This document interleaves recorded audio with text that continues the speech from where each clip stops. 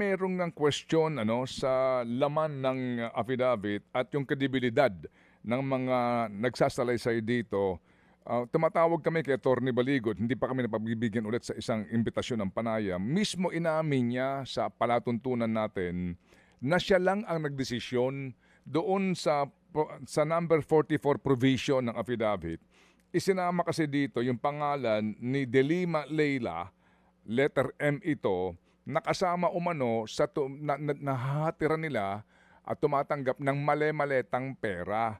Sabi namin kay Atty. Baligod, klaro naman ito sa aming naging panayam na paano nasama bilang HOR na mga recipients itong si Ginang Delima gayong hindi pa siya kongresista dito sa pagkakataon na sinasabi nangyari ito. Ngayon, inamin ni Ginoong Baligod sa aming interview na siya lang ang nagdesisyon na isama yung pangalan ni Delima doon sa listahan ng mga congressman. Sabi niya, it's my fault, error daw niya yun. Siya kasi lang ang nagdesisyon. So sabi ko sa kanya, kung gayon na ikaw lang nagdesisyon dyan, ilan pa sa mga provision ng affidavit ang ikaw lang ang nagdesisyon. Kumbaga, kung ito ay mali na inaamin mo, ilan pa ang mali sa affidavit na ito? Yung nga sinasabi niya, tinatanggap niya yung pagkakamaling yun. Although may isang provision doon, sinasabi na tumanggap lang during the ICC meeting ng mga dyan sa isang lugar na tumanggap lang daw ng paper bag. So, paano namin to tatanggapin, Sir Mike, Kong Mike, na itong katotohanan dito, gayong mismo yung abogado ng 18 kalalakihan ay umaamin na siya lang nagdesisyon sa isang provision ng affidavit. Yes. Welcome, Ted. Una sa lahat, babasahin ko yung mismo sinabi doon sa talata. Nautusan din kami na mag-escort at mag-deliver ng iba't ibang laki ng maleta sa mga congressmen, women na naalala namin sa ngayon dahil sa napanood namin minsan sa telebisyon o palagi namin sila nakikita pag nakakausap sila ni Saldico. Nag-deliver kami mismo sa bahay ng ilan sa HOR at yung iba ay kinuha nila sa Unit 809 ng Polo Club Townhouse. So kung titingnan mo, itong mismo provision na to, hindi naman talaga mali.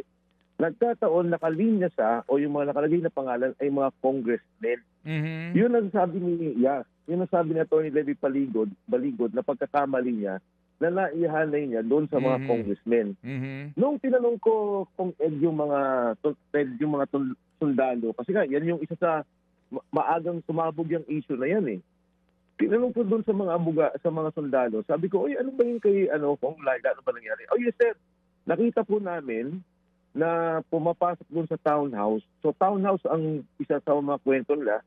Tapos lumalabas, sabi ko, paano nyo nalaman na kinuha niya yung pera? Kasi sir, kami nagdala ng pera, doon yung mga envelope o yung kaya yung paper bag.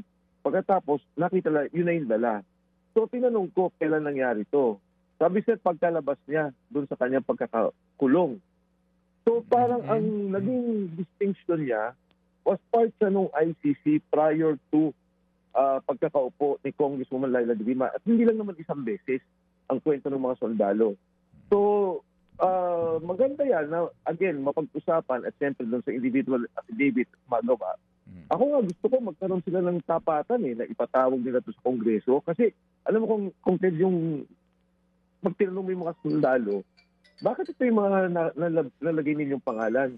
Kasi hindi nila kilala yung iba. Okay. Sabi nila, sir, pag nakita namin, natuturo namin. Pero yung ito kasi, yung mga sikat, yung mga nakipapanood namin sa TV.